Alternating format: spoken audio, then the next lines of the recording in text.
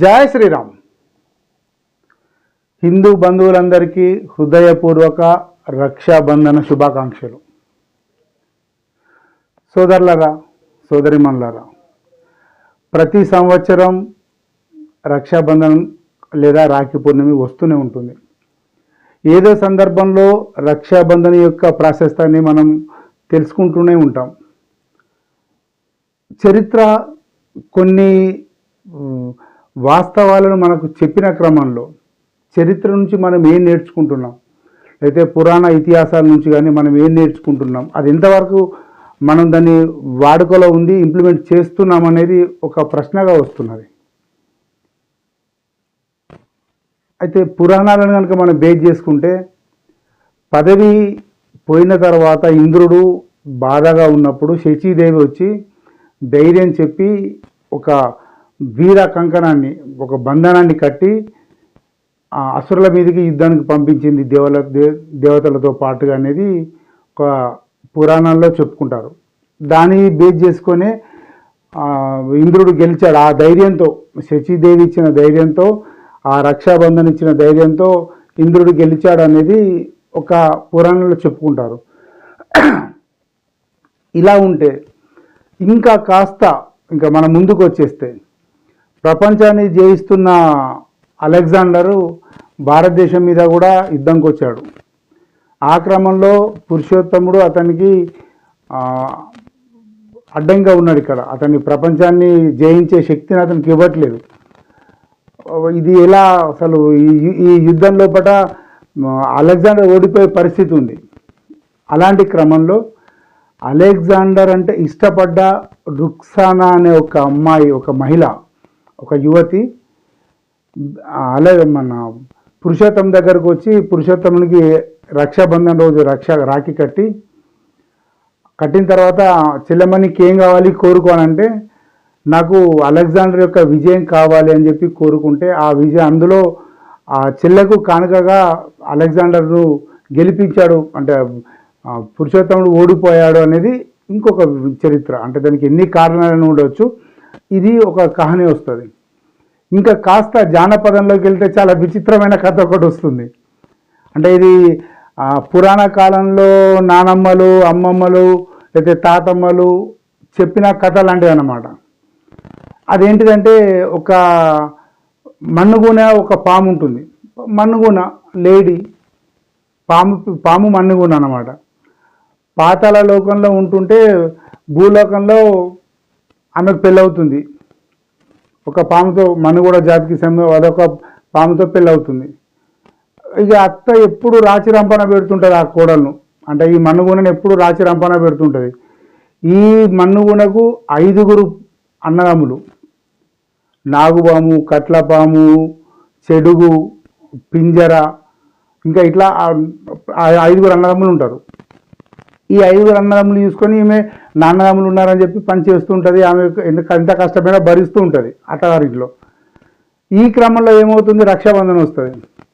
రక్షాబంధనం వస్తే అత్తమ్మ నేను రాఖీ కట్టడానికి పోతా, మా నాగలోకంకి పోతా నేనని చెప్పని మూట ముళ్ళ సర్దుకొని ఒక 2 రోజుల ముందు అత్తారింటికి వస్తుంది, ఆ తల్లియారింటికి వస్తుంది. తల్లియారింట్లో పని చేస్తూ ఉంటుంది. అంటే ఇది ఒక కథలాగా చాలా అద్భుతంగా చెప్తారు.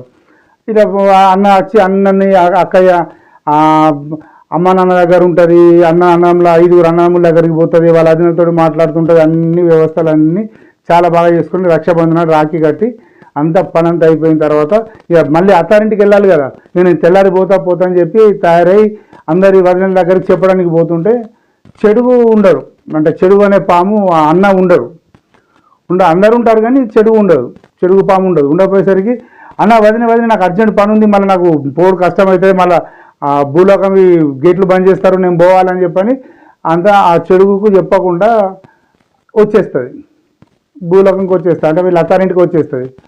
వచ్చేసిన తర్వాత ఈ చెడుగు మెల్లగా వాళ్ళ భార్య చెప్తుంది, నీ చూసినావా మీ చెల్లె నీకు చెప్పకుండా పోయింది, చేయకుండా పోయింది, నువ్వంటే ప్రేమ లేదు, తల్లికి చెప్పింది, తండ్రికి చెప్పింది, అన్నలకు చెప్పింది, తమ్ముళ్ళకి చెప్పింది, నీకు మాత్రం చెప్పలేదు, గింత ఘోరం ఉంటుందా అని చెప్పని మెల్లగా బతులు ఎక్కిస్తాడు అన్నట్టు. ఏది ఈ చెడుగు వాళ్ళ భార్య. అప్పుడు ఏమవుతుంది, చెడుకు కోపం వస్తే, అబ్బా నా చెల్లె నాకు చెప్పకుండా పోతా, ఇంత కోపమా, నా మీద ఇంత ప్రేమ లేదండి, అందరి లెక్క నేను కూడా కట్నాలు పెట్టిన, అందరి లెక్క నేను కూడా కూర బువ్వ తీసుకొచ్చి అండిపించిన, అందరి లెక్క నేను కూడా చూసుకున్నా, కానీ నాకు చెప్పకపోయింది, నచ్చినాక ఆగలు ఉండే, ఒక 5 నిమిషాలు ఆగలు ఉండే అని చెప్పని చెరుకు కోపం వచ్చి నేను దీన్ని ఎంపయ్య పారేస్తా, దీన్ని బతకని అని చెప్పని అంత చెరువు కంటే ముందే అంటే ఈ మనుగుణ కంటే ముందే పోయి చెడుగు ఏం చేస్తుంది, ఒక మసి పేలిక కింద పడుకుంటుందట. ఇక మసి పేలికనైతే కంపల్సరీ ఆడవాళ్ళు తీయాలి కదా, అప్పుడు అట్టేసరి బియ్యమైనా కూడా పప్పు అండినా ఏదండినా కుండలనే కాబట్టి ఆ కుండలు ముట్టాలంటే మసి పేలిక అవసరం కాబట్టి ఆ మసి పేలిక కింద పోయి దాక్కుంటుంది మన చెరుగు. ఇక కోడలు రాగానే అత్త విపరీతంగా ఏంది నువ్వు ఎప్పుడు వస్తానో ఎప్పుడు వచ్చినావు, ఒకరోజు లేట్ అయింది రాఖీ కట్టి వెంటనే రారాదని చెప్పని కోడలు తిడతా అన్నట్టు. తిడితే ఏం చేయాలి, మా అన్నలు ఇడిచిపెట్ల అట్లా లేకపోతే గంజం పోయి ఆ గంజి వంగుతుంది తీ అనేసరికి ఆమె జల్లి పోయి అప్పుడే కట్టుకున్న ఆ మన్నుగొన కట్టుకున్న పట్టు చీరతోటి గంజం పూజి, పట్టు చీరతోటి గంజం పూతే చీర ఖరాబ్ అవుతుంది కదా. అత్త ఇంకా తిడుతుంది. తిడితే ఏమని తిడుతుంది, నీకే బుద్ధి ఉందా తెలుగు ఉందా, పట్టు చీరతోటి నువ్వు అది చేస్తావా అని చెప్పని తిడుతుంది. తిడితే ఈ మన్ను కూడా చెప్తుంది, ఎందుకు బాగా పరిచయం అవుతున్నావు అక్క, అత్తమ్మ బాగా తిడుతున్నావు, మా చెడుగన్నా తెలుసుకుంటే ఇట్లాంటివి ఒకటికి 10 తీసుకొచ్చి పెడతాడు, ఏమనుకుంటున్నావు, మా 4 అన్నల కంటే చెడుగన్నాకు నేను అంటే ఎంతో ప్రేమ, నువ్వు ఇట్లా ఒక్క మాట చెప్తున్నంటే 10 అంటే 10 పట్టు చీరలు పంపిస్తాడు, నేను పెద్ద బాగా కొడుతున్నావు అని చెప్పని అతను తిడుతుంది కోడలు. ఏది మన్ను కూడా తిడుతుంది. తిట్టేసి అక్కడ ఉన్న మసిపేలిక కింద ఉన్న చెడుగు అనుకుంటుందంట, అబ్బా మా చెల్లెకు నాకు ఇంత ప్రేమ ఉన్నదా, ఎవ్వరిని యాద్ చేయలేదు, నన్ను యాద్ చేసింది, అమ్మ నా చెల్లెని తప్పు చేసినని చెప్పని మళ్ళీ వెనుకకు పోయి మళ్ళీ వచ్చి ఒక 10 పట్టు చీరలు ఇచ్చి అంటే పట్టు చీరలు వెనుకొచ్చి మళ్ళీ చెల్లెకి ఇచ్చి పోతారు అనేది ఒక జానపదంలో భాషలో తెలంగాణ యాసలో చెప్పుకునే కథ. కానీ కాలం మారింది మిత్రులారా.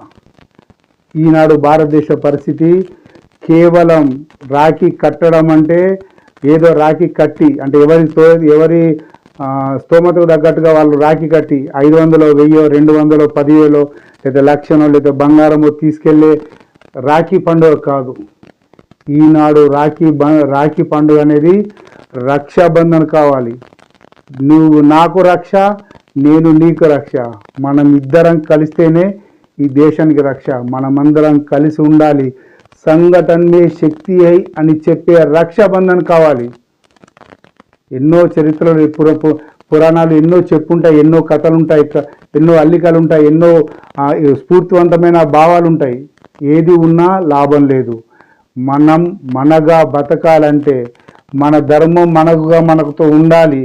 మన వాళ్ళకు మనం ఈ పరంపరను అందించాలంటే మనమందరం ఐకమత్యంగా ఉండడానికి మించిన బంధం ఇంకోటి లేదు.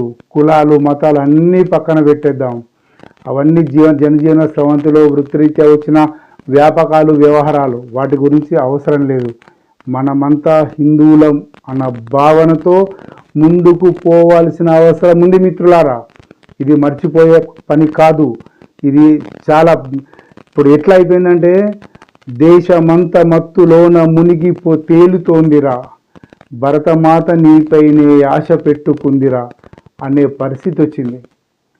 మిత్రులారా చాలా గొప్పగా ఆలోచించండి, చాలా పాజిటివ్ ఆలోచించండి. బంగ్లాదేశ్లో ఈరోజు ఏం జరుగుతుందో మీరు చూస్తున్నారు, చెప్పాల్సిన అవసరం లేదు. కానీ ప్రతి ఒక్కరు ఆండ్రాయిడ్ ఫోన్ ఉన్న ప్రతి ఒక్కరు కూడా బంగ్లాదేశ్ హిందువుల పరిస్థితి చూస్తున్నారు.